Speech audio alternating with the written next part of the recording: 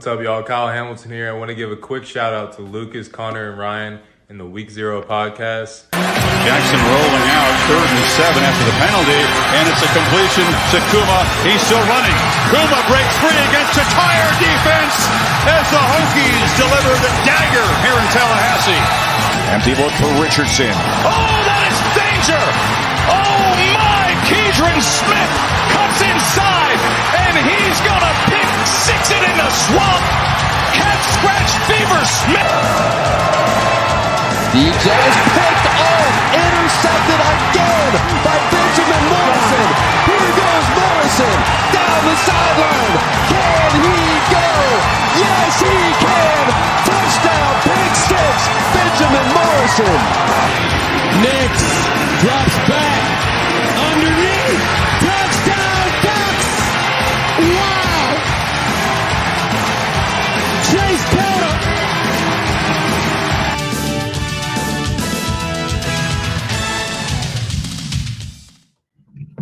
Welcome back, everybody, to another episode of The Gold Standard. I am your host, Ryan Ferville. With me is a very special guest, the newest commitment in the 2024 class for the Notre Dame Fighting Irish, wide receiver out of California, Logan Saldate. Man, Logan, how are you, man? How has life been treating you as a committed prospect so far?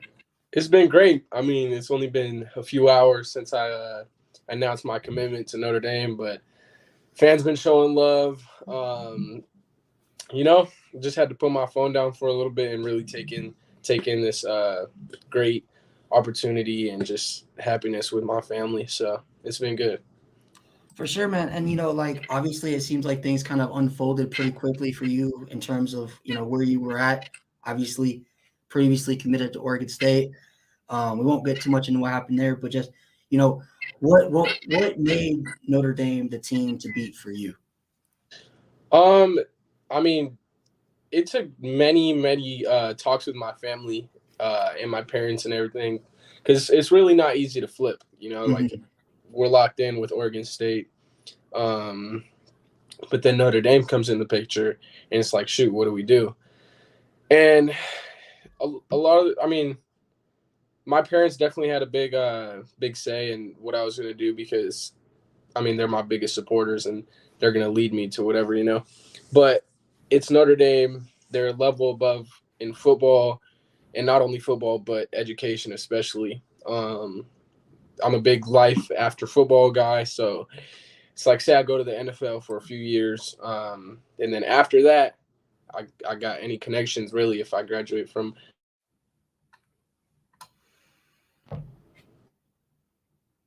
I think we lost you for a minute. Hello? Yeah, you're there. All right. Did you hear anything I said? Yeah. You cut out for a little bit and the screen went black. I don't know what happened. Can you see me? No, I can't. Shoot, hold on. You're good, man. 1 second. How about now? No, I can just hear you.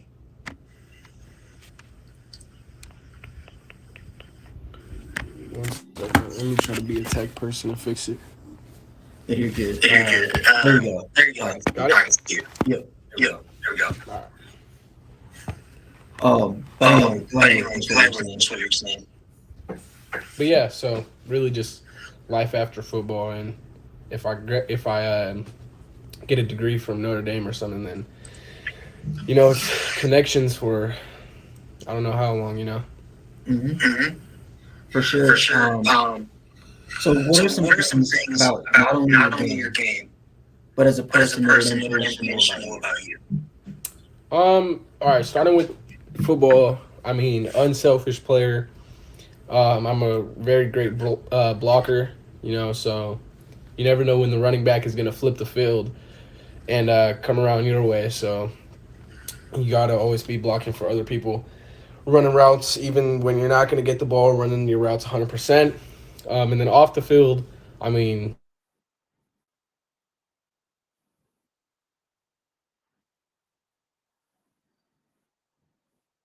really, I said. For sure. So What do you or who do you feel like on the Notre Dame coaching staff was the most impactful in terms of recruitment? I would say Coach Freeman, to be honest.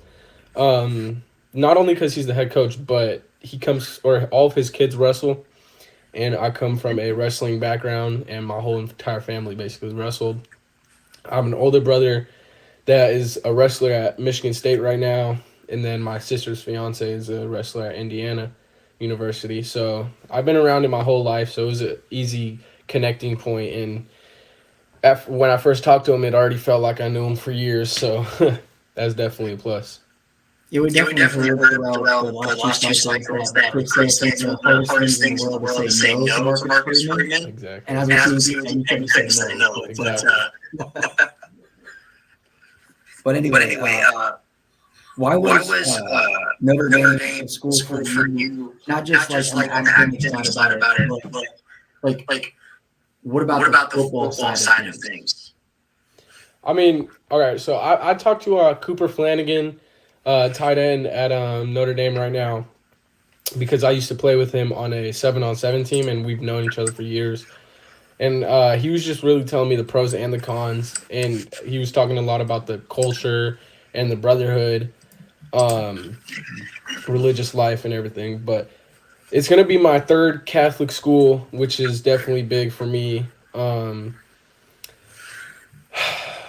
was I going to say? Yeah, third Catholic school, and he was telling me a lot about the brotherhood, and the school I'm at now, Palma High School, is huge on that. So I know I'm going to go into Notre Dame as a freshman and already be comfortable with all the boys. So, yeah, that's really what I'm looking forward to. Okay. Have you talked to or had any great connections with any of the Notre Dame 2024 recruits or any guys currently on the team like you had spoken before? Yeah, I'm pretty familiar with Rico and Cooper right now. That's already on the team. And then Cam Williams, Micah, CJ. So I know a lot of them already. No, this might get in trouble a little bit, but who do you think's the better receiver between you and Cam? That's a tough one. Man, I'm gonna have to say me, obviously, but we're different. We're different. I'm 5'11", he's 6'2", so we're different receivers, but I'm gonna take that one. Are we gonna see on one-on-one? Hey, maybe in the One-on-one future. action? Maybe sometime in the future. All right. Next up. So, what are your thoughts on Marcus Freeman and what he's doing in Notre Dame? And how it's kind of changed the aspect from going from the Brian Kelly era of things to the Marcus Freeman era of things? It's interesting in what he's doing. I'm definitely buying in, obviously, and so is my family. I mean, I'm not gonna go too in depth on what he told us, but he's definitely looking to flip the not the culture, but like just the team bondings and just winning. To be honest, like how to win. And when he's recruiting now, like it's not, oh, you're a good player, you have good film, like come here. It's like, okay, you check all the boxes we need on the field. Now, are you a good person? Like, is your family good people? Like, it's all types of stuff that he has that's going to flip the program around. For sure. So when Marcus Freeman was talking to you, what was he pitching to you in terms of like, where does he envision you at Notre Dame? Does he envision you in slot, outside? What did he say Notre Dame's plans were for you? Definitely slot. Like I'm a quick person. I'm a quick player. I put up a verified speed in track season, 10.8, low 10.8. And I'm just super like jittery and like, like kind of like a Tank Dell. But and my route running is like, I would say phenomenal. But yeah, so definitely slot. Okay. Really quick, I have my co-host hopping in here, so I'll introduce him. This is my buddy Sean at ND Foot on Twitter. So Sean, this is Logan. What's up? What's up, Logan? What's good? What's up? So Sean, any questions that you have for Logan?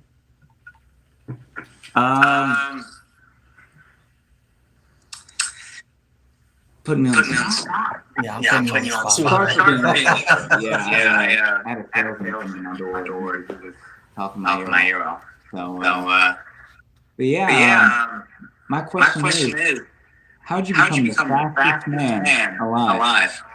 Hey, I mean, I got my mama's genes. You know, she ran track back in high school, so I like to say I got her speed, but I don't know.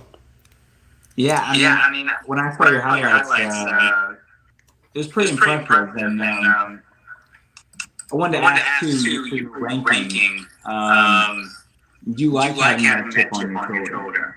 You know? Definitely.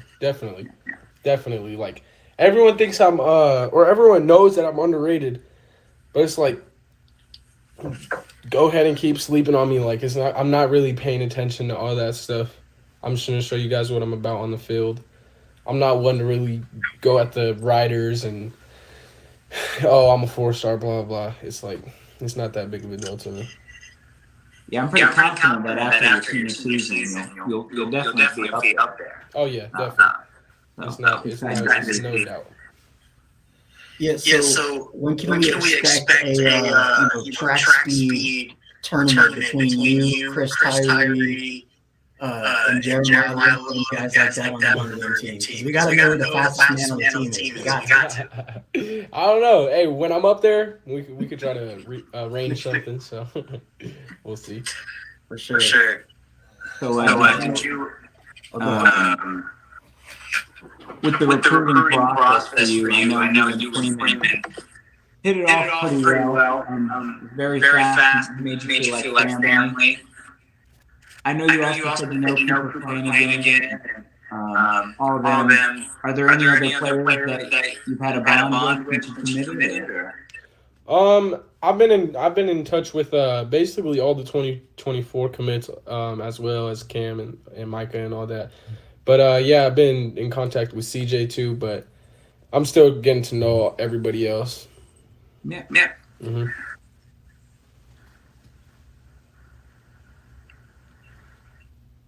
Right. Yeah.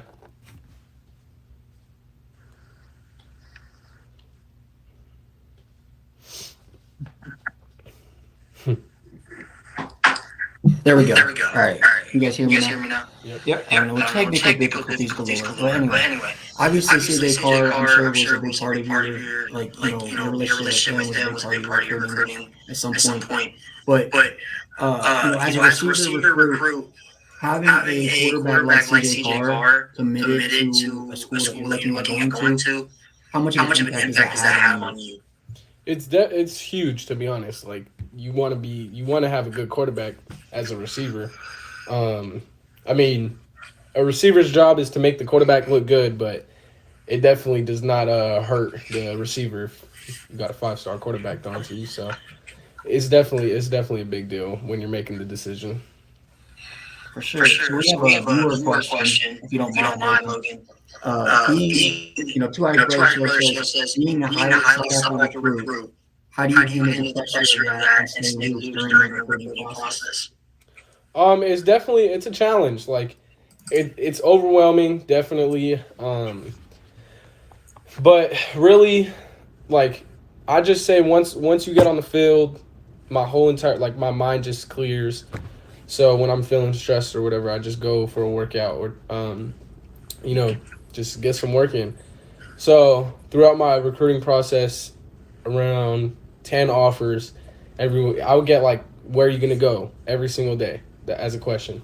It's like, guys, I don't know yet, but so it definitely gets stressful. And then it's really just football is what keeps me steady and 10 toes down. Yeah, I can't imagine the pressure of, not even on social media, but at school, right? Yeah. Every coach's teacher, friends, peers, asking every day where you're going. Yeah, definitely. So, obviously, have you watched Notre Dame within the recent years, what they've been doing football-wise? Not really in the past few years, but definitely in the past month. but definitely in the past like 2 weeks, a lot. Just trying to figure out how their offense works and small things like that, just so I know what I'm going into. Did you have a team growing up that you were just a fan of growing up, or you just loved college football? Or? I never really had like a favorite team growing up. I was really just watching whatever. But my freshman year, when I was playing KT Prep, which is a 7-on-7 team with Cooper Flanagan, and he was already committed, and I had like one offer. I think it was Cal. And when he committed, I was like, man, like Notre Dame is huge. Like I need to go there. And then ever since then, it was just like out of my mind. It was like, oh shoot, like that might be a little too big, but reality now. Yeah. Dreams. Like we gotta know. Is there a trip planned to get up to Notre Dame for an official visit, unofficial? I'm gonna be up there for the first home game, and I believe that's like I can't remember. Central Michigan, or no, Tennessee State. Yeah, something like Tennessee that. State. That's the first time they ever played there. Now, we also got to know, because like obviously the big three games from this year, Ohio State, USC, Clemson. Are you going to try to get up for one of those games? I gotta try to make all three with all the 2024 recruits. I mean, those three are just like you gotta go. Like it's crazy. Yeah. I haven't been to a game in about 4 years. We just moved from Alaska to Georgia. My wife got me tickets for USC Notre Dame. I'm pretty pumped. I would be pumped too. Hey Logan, so I'm going all three. So if you go, I gotta get up and get some pictures, man. Yeah, for sure. But Logan, to go back on track on your ability on the field, I know you're more of a hot guy. You have a little physicality to your game. How do you envision yourself as a true slot receiver at Notre Dame? I was talking about this with Coach Stuck. Notre Dame hasn't really had like a guy to beat someone with speed, like just kill him with speed. So I definitely think I'm gonna be that guy and introduce it to the offense. And not only that, but I know how to get like past the overhang defender fairly easy. I'm pretty quick too, so yeah, basically just kill him with speed, and threaten him with my routes also. So it's definitely gonna be interesting. So is there one player that you model your game after the most? Did you come up with one? I would say two combined. Tank Dell, just like the shiftiness, I guess. I'm not as shifty as him. And then CeeDee Lamb, I guess. CeeDee Lamb. Okay. Yeah. That's who I That's who I definitely watch. All right. So any more questions from you, Sean? Nothing. I appreciate you coming on the show, and we're excited to see what you're doing in South Bend. And as you know, probably already, Irish Nation should support you, and that's going to last forever. So, we got one more question for you, Logan. What's up? We'll let you go. So this is another one from Two Irish Brothers Show. Logan, how would you feel about potentially playing in snow? Man, I've been thinking about this. I can't lie. Like I've never played in the snow. I don't even think I've played in like heavy rain, to be honest. But hey, I'm up for the challenge. I mean, like Ryan and I were saying before stream, dogs can play in any weather. So if you really got it in you, it's good. Like you're gonna show it. So I think I'll be good. All right. Well, anyway, Logan, I appreciate you, man. Huge shout out to you for coming on. I'm definitely excited to watch you come out of the tunnel. When they say you're from the Irish, that gold and blue, just different. It's different. Definitely. I appreciate you guys having me. Like I said, appreciate you coming on here, giving us your time. No problem. We'll have to do this again, man. Maybe during the season. For sure. For sure. All right, All right, man. man. You have a You have good a one. good one. All right, you guys too. Thanks. Yep. Thanks for having me. Thank you, brother. What an amazing kid to interview. Like, I know you came a little late to the party, Sean, but Yeah. I got to Gotta talk go. to this Gotta go kid 10, off 15. camera for a little bit. And man, talk about a true ND kid. I mean, from everything, it sounds like, Marcus Freeman came calling, and at that moment it's just, all right, I'm coming. We've heard recruits before, kids say, stuff like, one of the hardest things to do when you talk to Marcus Freeman is tell him no. And talking to Logan, it seemed like that was pretty much the case in his recruitment. But overall, I mean, Sean, how excited are you about this commitment in Logan's Saldate? When I saw his highlight tape, I'm gonna be honest.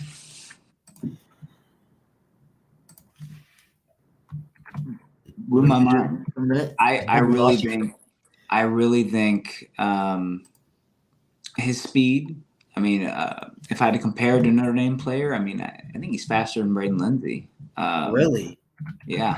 Kind of reminded me of Fuller a little bit with a little more physicality. Fuller just beat people with speed, but his highlights, like he would go get the ball, right? He's got like the aggressiveness, if I had to compare Notre Dame players current, like Jaden Thomas of going up and getting the ball, but the speed of Will Fuller, that's dangerous. He's going to be dangerous on the field.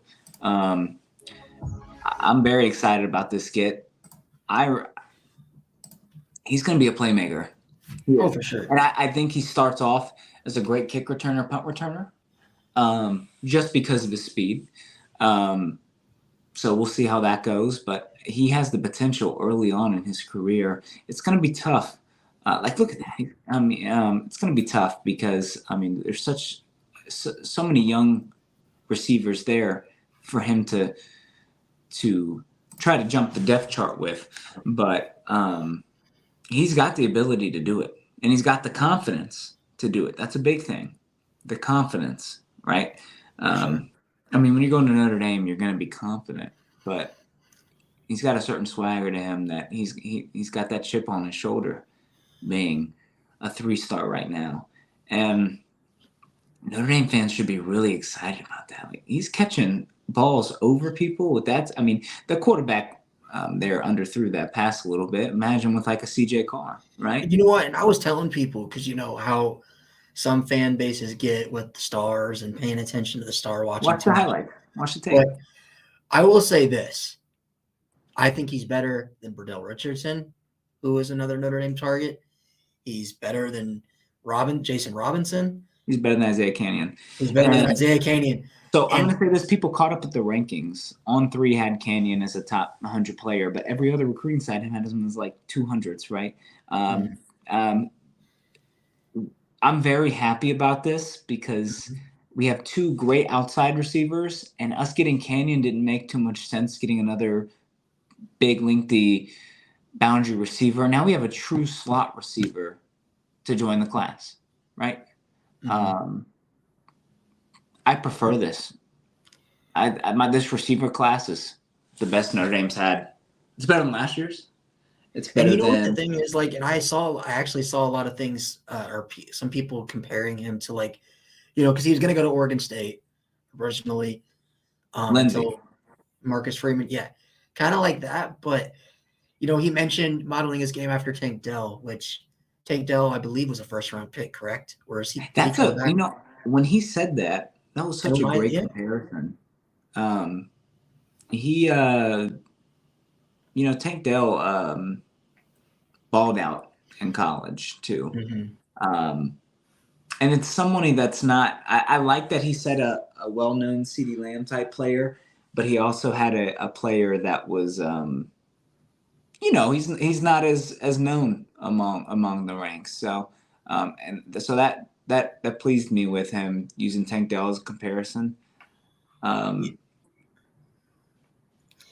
He reminds me a lot of Tank Dell. Watching his highlights again. He's got the speed. He's got the twitch. He's, you know what, like he's gonna play slot, but he's not. I mean, he's got the size, honestly. I mean, and the thing is, like with him, you get some slot receivers that are fast, and then you get some that's all they do, like they're just fast. But with Saldate, you get a mixture of a guy who is not only freakishly fast, but a guy who plays fast and physical, which are two different things. That's rare. One of the biggest things with Chris Tyree, I was personally super excited for Chris Tyree. Now, Chris Tyree is still a really good player.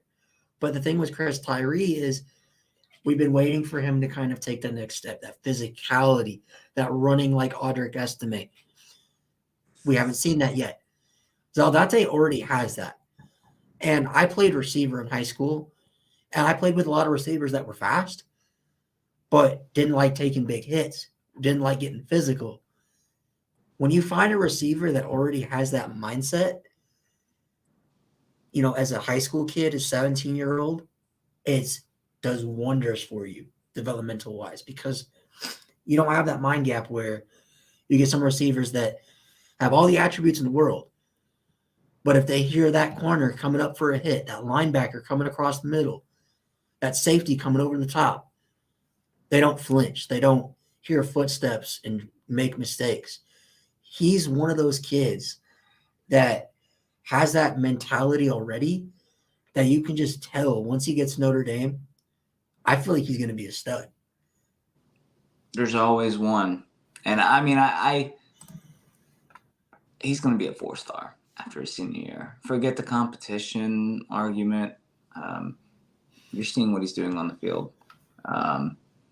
So he's going to be a 4-star. I think he'll be a top 200 player by the time he joins. Oh, for sure. For sure. If he's not a top 200 player, at least by the end of his senior season, then throw the rankings out the window. Seriously. I mean, what were the comments like if early in the show, if you don't mind me asking? Well, we were echoing evidently, and I think it wasn't on our end. It was Logan. So yeah, because we had a technical difficulty with his phone or something like that. I think it was something with the echo cancellation. Yeah, I think he accidentally turned that off. But the only thing that matters is what he's saying, and what he's saying sounds good. So we had a lot of technical difficulties for our first player interview, but I'm looking forward to having him back. I mean, how would you feel about doing another interview with him? Because dude, talk about one of the chillest recruits I've ever talked to. Yeah. I mean, I've talked to Tyson Ford, Nolan Ziegler, now him, and even Cooper. I've talked to Cooper Flanagan.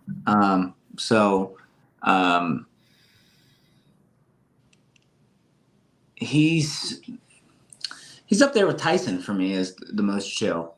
Tyson's pretty laid back too. I like his confidence. For sure. And, I look at it, like, not just his tape, but one of the big things that what he talked about was he's kind of the physicality mindset. He's from California. Yep. And when we were off camera, one of the first things he told me was when his friends heard out his, fellow teammates, oh, I'm going to go play at Notre Dame. Phone started blowing, like, dude, you're really going to go play at Notre Dame? You realize it's cold there, right? And my favorite thing is he said, he's like, man, I don't care. The cold doesn't bother me. Just his whole mindset, let alone his football acumen, how can you not fall in love with a prospect like this? Yeah. I mean, for people, I can't play in the cold. What are you going to do if you're drafted to the Buffalo Bills, buddy? Yeah. Right? You're going to play in the cold. So might as well get used to it a little bit in college. That's the thing about Notre Dame. You'll get to play in every weather. So.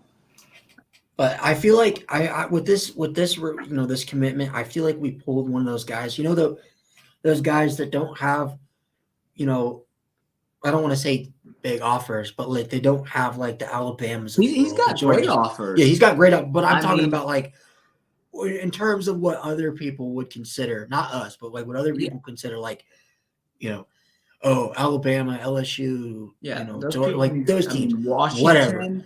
But Washington, Oklahoma State, those are great programs. Those are consistently top 25 programs. Who wanted this guy?